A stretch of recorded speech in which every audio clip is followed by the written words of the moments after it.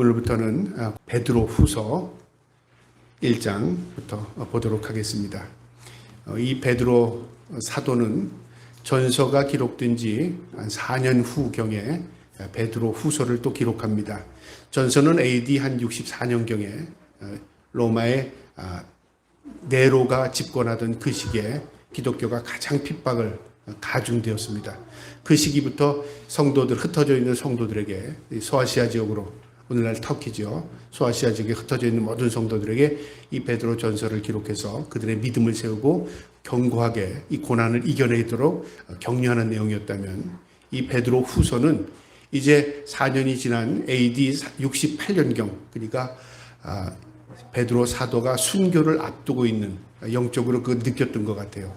순교를 앞두고 있는 그 상황 가운데서도 이 고난을 극복하되 그 당시에 있었던 이단 사상들, 그러니까 잘못된 사고를 이겨내게 하기 위해서 이 서신을 다시 기록합니다. 그리고 어떠한 고난이 올지라도 너희가 믿음을 굳건히 지키고 외적인 고난과 함께 내적으로 다가오는 이 시련이 있을지라도 그 시련을 말씀으로 잘 이겨내라 하는 권면의 말씀입니다. 그래서 오늘 이 베드로 후서에 보면요, 분명한 우리에게 주는 교훈이 있습니다. 우리 집사님 기도했듯이 마지막 때 예수님이 오신다는 겁니다. 재림, 주님이 오신다고 주님께서 직접 말씀하셨고요. 이건 성경이 우리에게 기록되어 있고 증거되는 말씀입니다. 또 요한 사도도 요한계시록의 마지막에 주 예수의 오시옵소서, 성경의 맨 마지막에 끝날 때 주님이 오심을 고대하는 말씀입니다. 그러니까 성경은 시작과 끝에요, 예수님으로 시작해서 예수님으로 끝마치는 내용입니다. 예수님 다시 오신답니다. 그래서 우리가 어떻게 살아야 할 것을 분명히 가르쳐 주는 것이고요. 그 다음에 이 베드로후서에서는 이단 사상을 경계해라 그 말이죠. 우리가 이단이라고 말하면 종교적으로 생각하는데, 사실 이단은 것은 잘못된 사상, 잘못된 사고를 이단이라고 말합니다. 정석이 아니다 그 말이죠. 정도가 아니다 그 말이죠. 오늘날 우리가 정상적인 사고를 많이 지금 뒤바뀌고 있습니다. 우리가 정상, 비정상을 무엇을 표현합니까? 나는 정상이고 나하고 다른 사람은 비정상인가요? 그런 기준을 가지고 있다면 시대에 따라서 정상, 비정상이 다 달라질 거예요. 근데 정상은요, 사실 인간이 이게 정상이고 이게 비정상이다 그렇게 말할 수 없습니다. 정상이라는 것은 뭐냐면 하나님의 말씀의 기준이 돼야 돼요. 하나님이 이게 정상이다, 그럼 그게 정도고 정상입니다. 하나님의 말씀에 위배되는 것은 다 비정상입니다. 이 이단 사상이라 그 말이죠. 여러분, 오늘과 우리가 많은 사상에 물들어 있습니다. 우리 사상을 민주주의 사상이라고 그러죠. 공산주의도 사상이라고 말합니다. 근데 왜 이렇게 대립되는 관계가 있죠? 사상이 다르기 때문에 그렇습니다. 생각이 다르다 그 말이죠.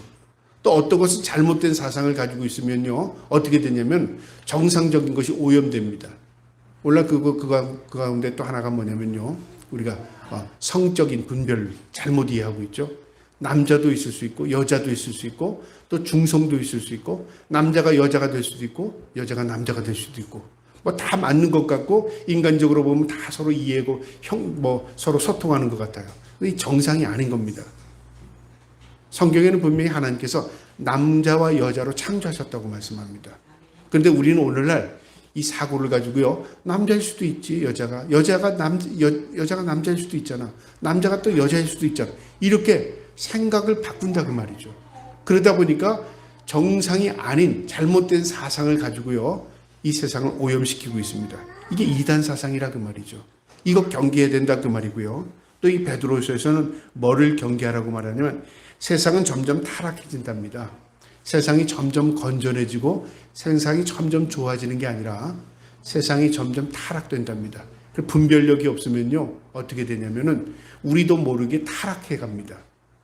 그래서 세상 사람들이 이 기독교를 욕하는 이유는 가운데 뭐냐면 자신들이 생각한 건 다르다 그 말이죠. 너희들도 우리와 같구나. 아니 너희들도 우리가 보기에는 타락했어. 그렇게 보니까 믿는 사람들을 별로 신통하게 보지 않는 거죠. 무엇 때문에 그렇습니까? 결국 타락해 간다 그 말이죠. 세상이. 이게 정상입니다. 정상이 아니라 이게 성경이 우리에게 주는 교훈입니다. 세상은 점점 타락해 간답니다. 그래서 알곡과 쭉정이가 점점 나눠지듯이요, 세상은 구별되는 세상이 된다 그 말이죠. 처음에는 희미한 세상이었다가 이제는 주님이 오실 날이 가까이 오면요, 흑과 백이 분명히 지릅니다. 색깔이 분명해진다 그 말이죠. 그런 시대에 우리가 살고 있습니다. 그 다음에요, 또 이 성경 베드로 후서에는 무엇을 말씀하냐면요, 마지막이 되면 심판이 있다 그 말입니다. 성경 전체의 핵심이죠. 주님이 오신다 그러고 주님이 오셨습니다. 2000년 전에요. 그리고 그분이 우리를 대속에 죽음을 죽으셨습니다. 그렇죠? 그 다음에 주님이 우리를 죽으시고 우리를 내버려 두셨나요? 아니에요. 우리에게 천국에 대한 소망을 갖게 하셨습니다.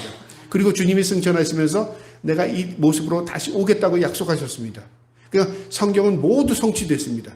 하겠다 하시고 하셨습니다. 그리고 이루겠다 하시고 이루었습니다. 모두요. 근데 한 가지 딱 남겨놨습니다. 뭐만 남겼습니까? 주님 오시겠다는 그 약속 마지막 남겨놓고 있어요. 이제 주님이 오시면 이 성경은 완성되는 겁니다.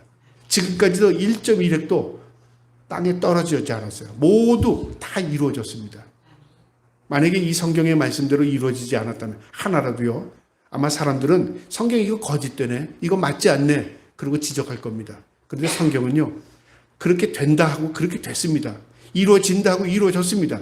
주님 오신다고 오셨습니다. 약속대로 됐습니다. 이제 마지막 주님 오실 것이다, 그것만 남겨두고 있다 그 말이죠. 그래서 이 베드로후서는요, 오늘날 살아가는 성도들에게 경각심을 갖게 할 뿐만 아니라, 우리가 이 세상을 바라볼 때 한탄하고 원망할 게 아니라 내 믿음 더 잘 지켜야 되겠구나, 내가 더 믿음으로 살아야 되겠구나, 그것을 우리에게 교훈하는 내용입니다. 오늘 이 말씀 1절부터 11절 한 절 한 절의 말씀을 통해서 오늘 특별히 이 10절의 말씀처럼 부르심과 택하심에 굳게 서라 하는 오늘 제목의 말씀인데요, 그처럼 우리가 말씀에 굳게 설 수 있는 저와 여러분 되기를 주님의 이름으로 축복합니다. 그럼 1절부터 보겠는데요, 1절 말씀에 예수 그리스도의 종이며 사도인 시몬 베드로는 먼저 자신을요, 이 베드로 전서에서는 사도인 베드로라고 말했습니다. 자신을 사도로 표현했는데 후서에서는 종이라는 표현을 더했습니다. 종이며 사도랍니다. 사도는 어떤 의미를 가지고 있냐면 전하는 자입니다. 예수님 앞에 복음을 받은 제자로서 이제 그 이후에 예수 그리스도를 증거하며 전하는 자입니다. 가르치는 자입니다. 사도죠. 종은 뭐냐면 둘로스라는 말인데 철저하게 복종, 순종만이 그에게 있는 겁니다. 매인자입니다. 자신에게는 어떤 권한이나 어떤 다른 거 없습니다. 오직 주님의 뜻대로 사는 자가 종입니다. 자신을 바로 종이라고 말합니다. 난 종이고 난 사도다. 그렇게 성도들에게 자신을 소개하면서요, 베드로는 이렇게 말합니다.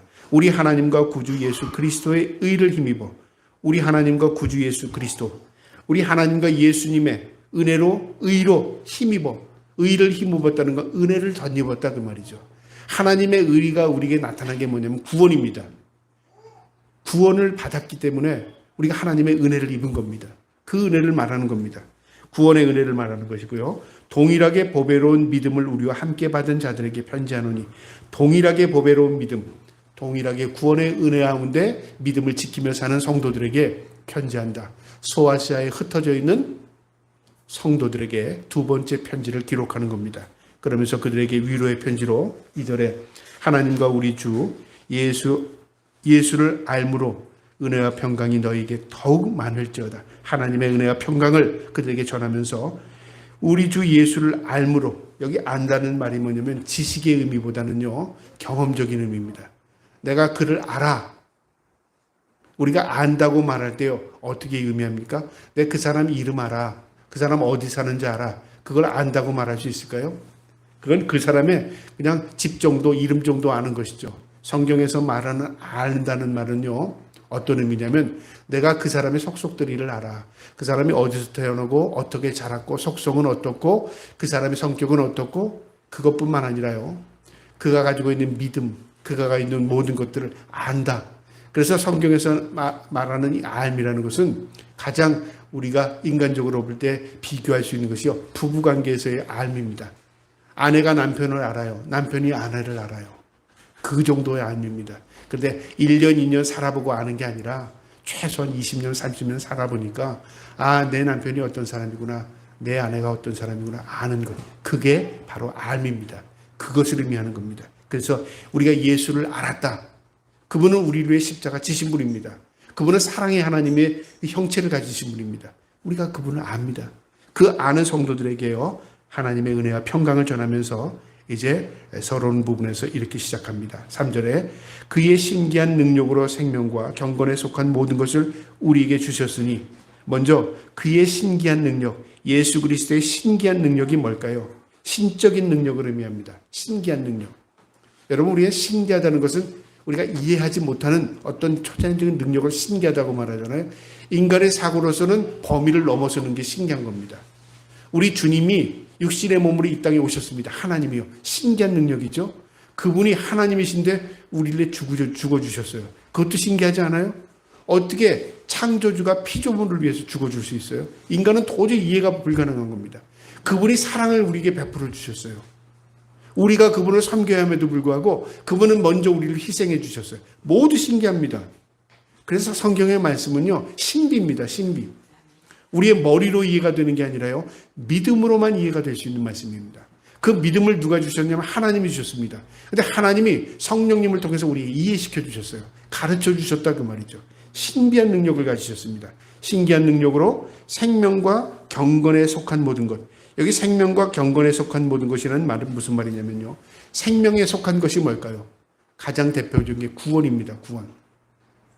여러분, 아무리 많이 먹어도, 아무리 먹을 것이 많아도요, 생명이 한계가 되면 죽습니다. 인간은 모두 시한부적인 인생, 정해진 인생을 삽니다. 그런데 우리에게 영원한 생명을 베풀어 주신 신기한 능력을 우리에게 주셨죠. 은혜를 베풀어 주셨죠. 바로 신기한 능력으로 우리를 구속해 주신 겁니다. 그 생명입니다. 그 다음에 경건은 뭐냐면요, 우리가 하나님을 아는 게 경건입니다. 우리가 내가 거룩하니 너희도 거룩하라, 하나님께서 말씀해 주셨잖아요.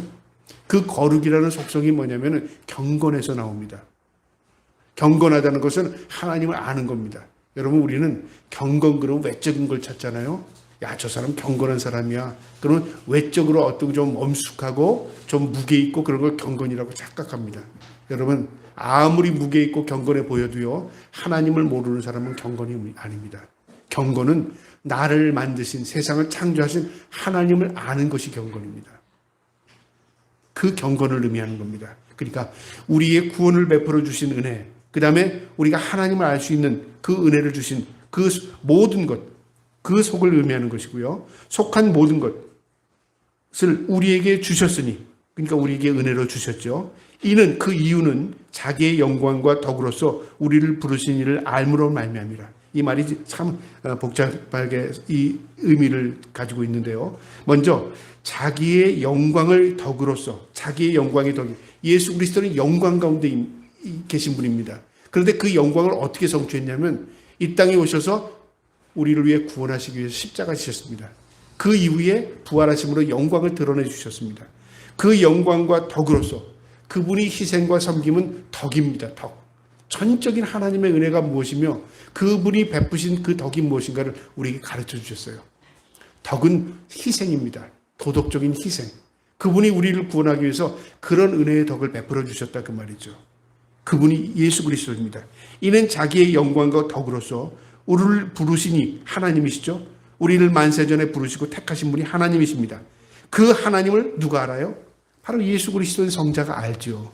알므로 우리를 알므로 말미암습니다. 근본이, 하나님의 택하심의 근본이 바로 여기에 있다 그 말입니다.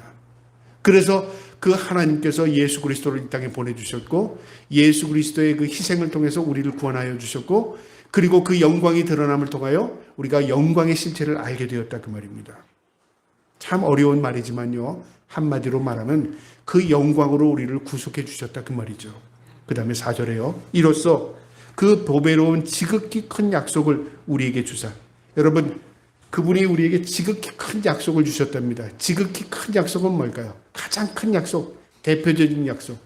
우리가 하나님 앞에 은혜의 약속을 입었는데요, 우리에게 약속을 주신 게 뭘까요? 천국이죠. 천국. 내가 많은 약속, 내가 너와 함께함이라, 내가 임마누엘이 되주리라, 너를 선한 길로 인도하리라. 다 하나님의 약속입니다. 성경은 모두 약속입니다. 그렇게 해주겠다는 약속이죠. 그 중에서 가장 대표적인 약속이 구원해주는 구원의 약속입니다.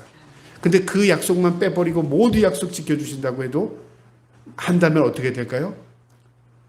우리는 그 약속을 함께 하지만 끝에 가면 우리 모두 죽어. 그러면 그 약속은 아무 의미가 없죠. 물거품이잖아요. 함께 하셔요. 늘 우리에게 복을 주셔요. 은혜를 베풀어 주셔요. 동행해 주셔요. 그러나 마지막에는 너도 죽어. 그럼 의미가 없잖아요. 믿는 사람이나 안 믿는 사람이나. 그런데 하나님께서 큰 약속을 뭘 주셨냐면요. 구원의 은혜, 천국을 주셨어요. 우리에게. 천국을 약속하신 그 약속을 말하는 겁니다. 지극히 큰 약속입니다. 전적인 구원의 은혜입니다. 영원한 약속입니다. 우리에게 주사 이 약속으로 말미암아 너희가 정욕 때문에 세상에서 썩어질 것을 피하여. 여러분, 정욕 때문에 썩어질 것을 피한다는 말이 뭘까요? 정욕. 우리가 이 땅에 살아갈 때요, 정욕에 이끌리는 게 대부분입니다. 욕망에 이끌리고 정욕에 이끌리고 욕심에 이끌리는 거죠. 내 본성입니다.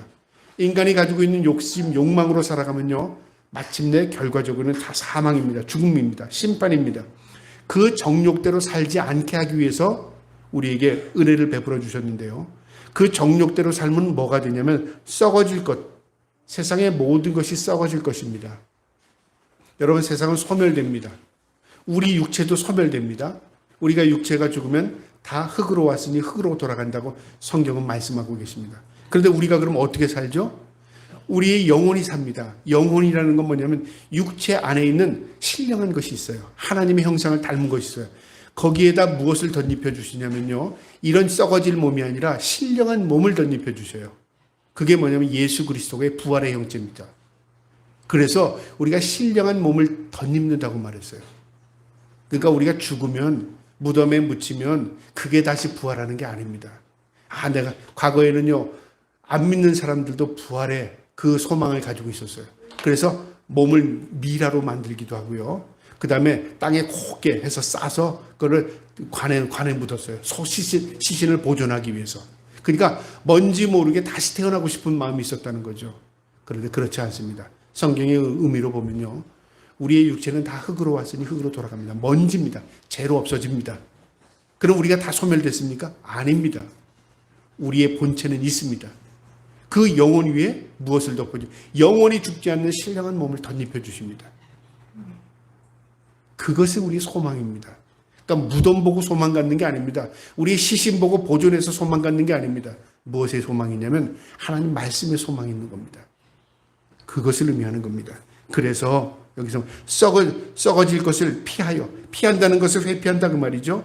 그러니까 그 길로 가지 않게 하기 위해서 신성한 성품에 참여하는 자가 되게 하려 하셨느니라. 신성한 성품, 바로 하나님의 성품이죠. 하나님의 성품에 참여한다. 하나님과 교제한다 그 말이죠. 참여한다, 교제한다 그 말입니다.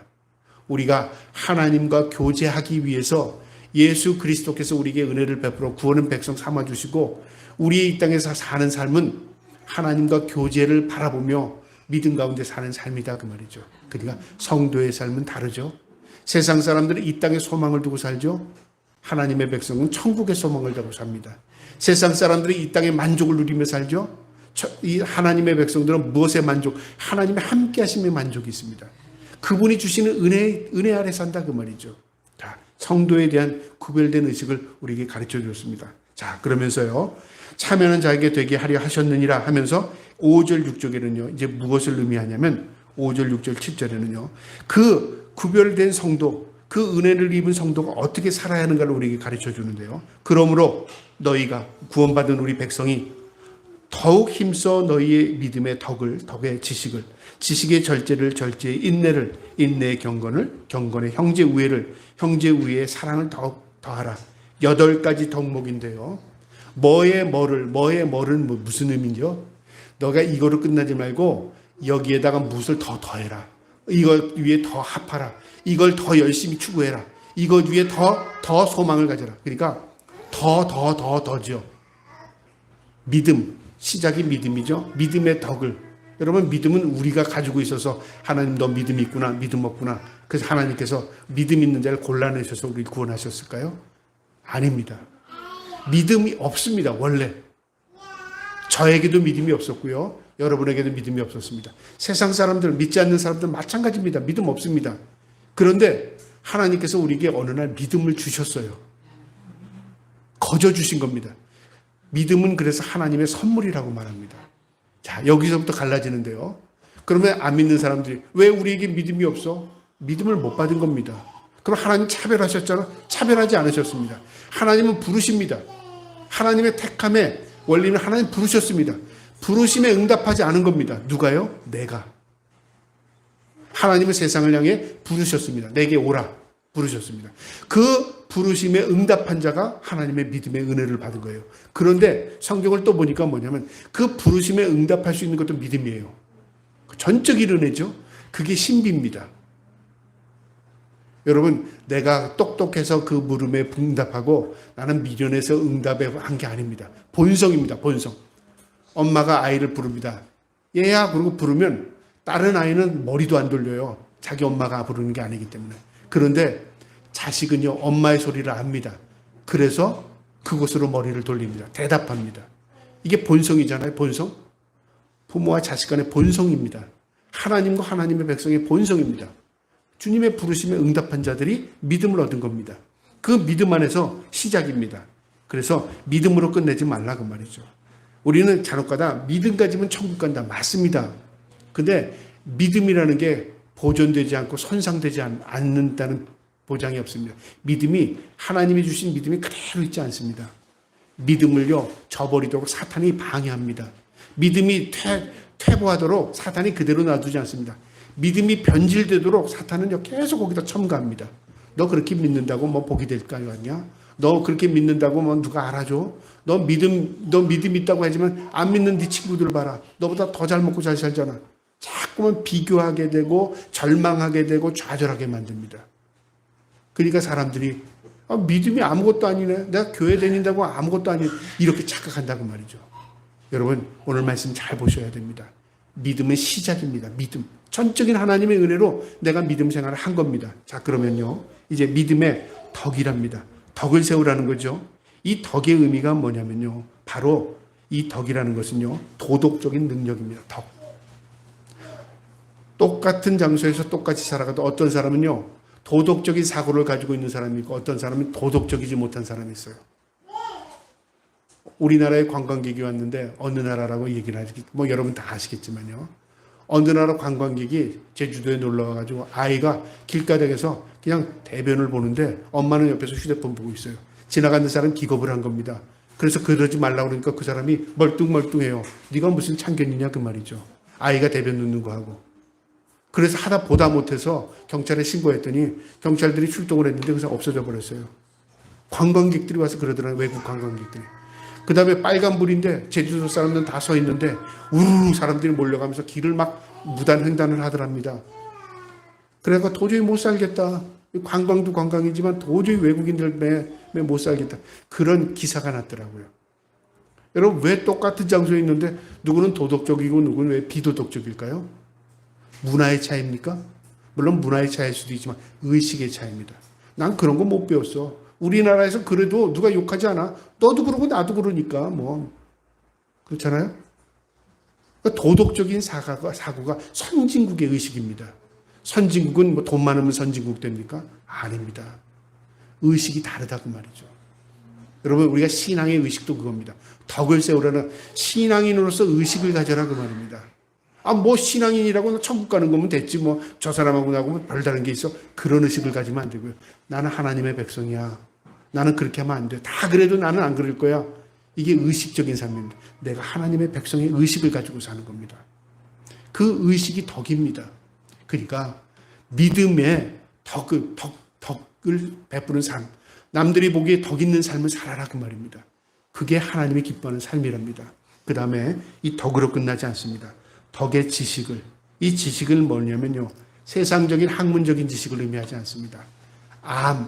하나님에 대한 아는 겁니다. 우리가 세상에 아무리 지식을 많고요. 우리가 학위를 몇 개 가지고 있을지라도 창조주 하나님을 모르는 사람이 굉장히 많습니다. 여러분 하나님을 안다는 것이 지식에서 오는 걸까요? 하나님을 안다는 것은 본성에서 옵니다. 아이가 엄마를 알고 아이가 아빠를 아는 거 본성이잖아요. 마찬가지입니다. 하나님의 백성이 하나님을 안다는 이 지식은요. 근본 본성에서 옵니다. 그런데 이 지식을 더하랍니다. 왜 지식을 더해야 될까요? 아는 것으로 끝나지 말라고 말이죠. 아이가 성장하면 부모를 알아가요. 이제는 엄마 표정만 봐도 알아요. 조금 있으면 이제 엄마의 마음을 읽어요. 그리고 조금 있으면 어떻게 할까요? 이제 알아서 척척해요. 이게 성숙한 아이잖아요. 우리가 믿음의 자녀도 마찬가지입니다. 하나님의 마음을 이해하게 되고 하나님의 사랑을 알게 되고 이제 하나님 앞에 우리가 섬길 수 있는 마음을 갖게 된다 그 말이죠. 이게 지식입니다. 지식. 지식은 머리에 있지 않습니다. 지식은 가슴에 있습니다. 그래서 너희가 이 덕에 지식을 더해야 된다 그 말이죠. 무엇에 대한 지식이요? 하나님을 알고자 하는 힘씀. 목사도 마찬가지입니다. 내가 성경을 이제 배웠으니까 신학교에 나왔으니까 끝났습니까? 아닙니다. 과거에 배운 것과 함께 지금 계속적으로 연구하고 있습니다. 내가 생각했던 게 이게 잘못됐는데 남이 이거 아니고 나만 옳은 줄 알았는데 그거 아니네. 여러 가지를 생각하게 된다 그 말이죠. 그리고 그 다음에 하나님이 뭘 기뻐하실까? 내가 하는 게 이게 옳은 행동인가? 우리가 하는 행위가 이게 진짜 하나님 받으시는 예배인가? 깊이 깊이 생각하게 된다 그 말이죠. 그게 없으면 어떻게 돼요? 가식과 위선으로 가득 차게 됩니다. 형식만 남게 됩니다. 그래서 예수님께서 2000년 전에 이 땅에 오셔서요. 그 당시에 사두개인들과 바리새인들, 그 다음에 제사장들에게 회칠한 무덤들아, 독사의 자식들아 그렇게 말했어요. 너희가 겉은 번지를 하지만 안은 쏙은 문드러진다 그 말이죠. 너희가 겉은 양의 탈을 썼지만 너희가 이리의 형태를 가지고 있어. 그 겉과 속이 완전히 다르다 그 말이죠.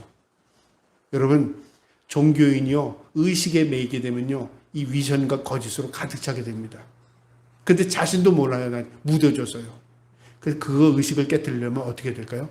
하나님에 대해서 지식을 더해야 됩니다. 하나님 무엇을 원하실까? 내가 하나님의 기쁨으로 사는 거니까 이게 맞는 건가?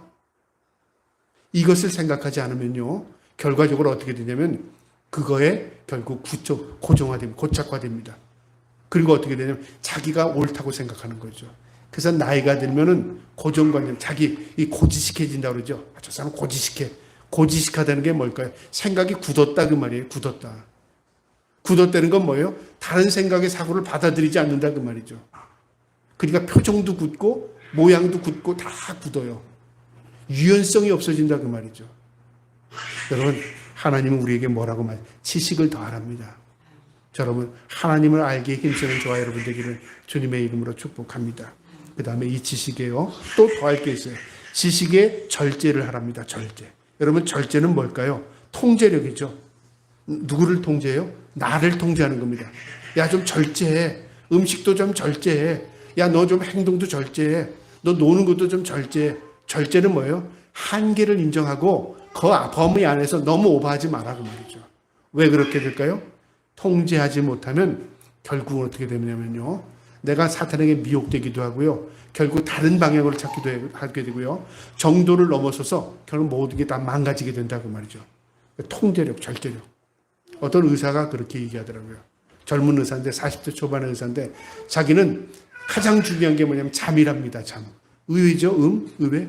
그래서 무조건 10시간 넘기 전에 잠자리에 잔답니다. 그게 건강의 최고의 비결이라는 걸 깨달았답니다. 여러분 우리가 운동도 해야 돼요. 잘 먹어야 돼요. 그 다음에 마음도 편안해야 돼요. 근데 운동도 하고 열심히 놀고 열심히 뭐 좋은 건 먹고 그 다음에 마음도 편안하게 했어요. 잠 안 자보세요. 끝납니다. 그 의사의 이야기는 뭐냐면 나는 잠을 그만큼 중요시 생각한다. 뭐냐면 이게 기초라고 그렇게 생각했죠. 물론 그게 정답이라고 말할 수는 없습니다. 사람마다 가장 우선순위를 먼저 하는 게 있겠죠. 그게 통제입니다. 통제. 자신을 절제할 줄 알아야 됩니다. 내가 지금 이 시간에는 너무 늦었어. 내가 지금 잠은 자야 돼. 내가 이거는 먹어야지. 이게 절제력입니다. 이처럼 우리가 믿음도 절제가 필요하다고 말이죠. 그래서 너희의 지식의 절제를, 그 다음에 절제의 인내를, 여기 인내는 뭐냐면 참고 견디는 힘입니다. 내가 아무리 절제를 잘해도요, 내가 참고 견디는 힘이 없으면 어떻게 할까요? 내가 10년 예수를 믿어봤는데 아무것도 아니더라. 내가 20년 믿었는데 이제는 내가 못 견디겠어. 그래서 이 참고 견디지 못하면 어떻게 할까요? 우리의 신앙은 퇴보합니다. 그 시점부터요. 그래서 성경에 이 에스겔 선지자에게 에스겔서 33장에 나옵니다. 에스겔 선지자에게 하나님께서 이렇게 말합니다. 네가 전하라고 말하면서요. 성도들이 사람들이 믿는 사람들이 이 유대인들이 그렇게 말한다는 거죠. 내가 하나님 얼마나 잘생겼는 줄 알아? 내가 하나님께 얼마나 예배했는 줄 알아? 내가 하나님께 얼마나 많은 제사를 드렸는지 알아? 그렇게 말할 때 그래. 지금은 어떠냐 물어본 거예요. 지금은 좀 그렇지만 내 과거에는 무하나님 뭘 물으시는 줄 아세요? 과거는 그때야. 지금 너의 모습을 봐라 그 말이죠. 지금. 구원은 무엇으로 이루어져요? 지금, 여기. 그러면 나중에 내가 죽을 때 잘 믿으면 되지. 그런 생각 착각하지 마세요. 우리의 시간의 모든 것 주인은 하나님이십니다. 그래서 오늘 하루 내가 하나님 앞에 믿음으로 사는 것 가장 중요한 것입니다. 내가 지금까지는 잘 살았어요. 이제는 내가 좀 쉬는 시간, 내가 이제 좀 쉬면서 신앙생활 해야지. 물론 신앙생활이 쉬지 못하는 신앙생활은 아니죠. 그러나 우리가 그런 사고를 가지고요. 지금까지는 내가 이렇게 했으니까 앞으로는 내가 이렇게 좀 릴렉스하게 해야지. 그렇게 되지 않는다 그 말이죠. 신앙이라는 건 뭐냐면요. 바로 인내입니다. 인내. 언제까지요? 주님 오시는 그날, 내가 주님 만나는 그날까지 고대하면서 인내하고 참고 견디는 일입니다. 그래서 성경은 참으라, 견디라, 인내하라, 오신다. 그런 말씀이 반복돼서 나옵니다. 왜 그럴까요? 우리를 격려하는 겁니다. 그래, 잘하고 있어, 잘하고 있어. 참아, 견뎌. 그 말이죠. 그러니까 믿음으로 극복하라 그 말입니다. 그 다음에요, 인내에 경건을 더하랍니다. 경건은 뭐냐면 하나님 기뻐하시는 겁니다. 이 경건이라는 것은요, 예배적인 태도입니다. 여러분, 우리가 경건하지 못하면 어떻게 될까요? 방종하게 됩니다. 경건의 형제 우애를 달합니다. 믿음의 형제들 사랑하며 서로 섬기고 그 안에서 즐거워하고 기뻐하라는 거죠. 그 다음에 형제 우애에 사랑을 더하라. 율법의 최고의 완성은 뭐죠? 사랑입니다. 고린도전서 13장이 사랑장이죠. 바로 완성입니다. 하나님의 말씀의 완성이 사랑입니다. 이 사랑은 어떤 사랑이냐면요, 아카페의 사랑입니다. 희생적인 사랑입니다. 섬김의 사랑입니다. 나를 희생시키는 사랑입니다. 바로 우리 주님의 사랑을 의미하죠. 그래서 우리가 무엇을 믿음의 덕에 지식을 지식의 절제를 절제의 인내를 인내의 경건을 형제의 우애를 그 마지막에 사랑을, 그러니까 최고의 사랑 예수 그리스도를 닮아가라 그 말입니다.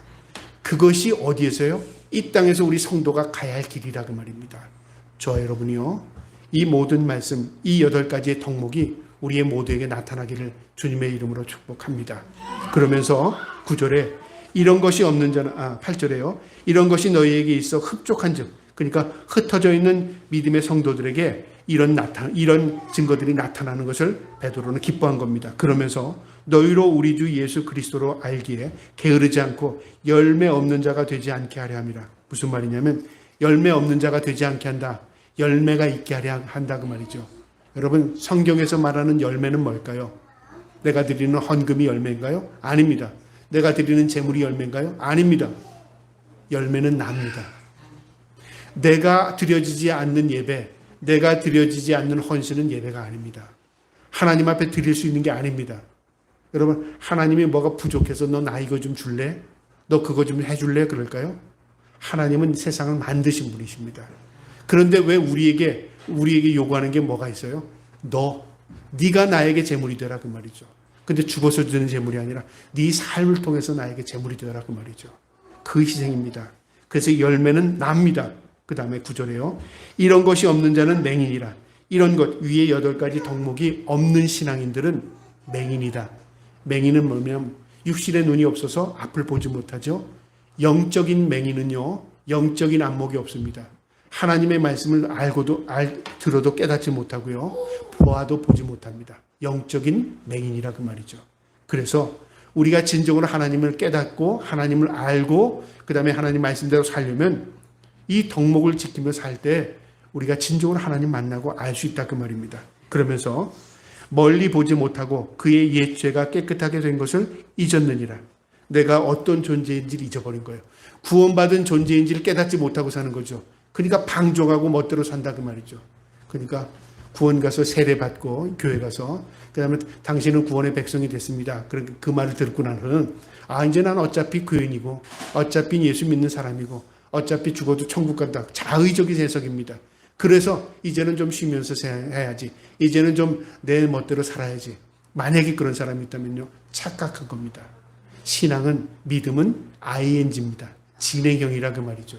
그래서 진행형으로 기록되어 있습니다. 10절에요. 그러므로 형제들아 너희 힘써 너희 부르심과 택하심을 굳게 하라. 부르심과 택하심은 하나님이 하신 겁니다. 하나님이 우리를 부르셨고요. 내게로 오라. 하나님이 나를 찍어서 택하셨습니다. 그리고 내게 믿음 주셨죠. 전적인 100% 하나님이 하신 겁니다. 부르심과 택하심은요. 그 다음에 굳게 하는 건 누가 하는 거죠? 더욱 힘써 부르심과 택하심을 굳게 하라. 굳힌다. 뿌리를 내린다 그 말이죠. 견고하게 한다. 흔들리지 않게 하게 한다. 내가 붙들리는 겁니다. 내가 하나님을 붙들어야 됩니다. 내가 예수 그리스도의 말씀의 기초를 세우고 그 뿌리를 내리는 겁니다. 내가 하는 겁니다. 나는 흔들리면서 하나님이 나를 구원하셨고 나를 택하셨다. 내가 흔들리는데 그 위에 서 있질 않는데요. 그렇잖아요. 내가 그 위에 서 있으려면 뿌리를 내려야 되는 거죠.